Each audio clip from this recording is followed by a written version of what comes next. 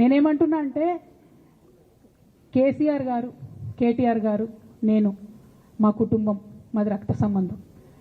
పదవులు పోతేనో పార్టీలకు వెళ్ళి సస్పెండ్ చేస్తేనో పోయేటటువంటి బంధం కాదు.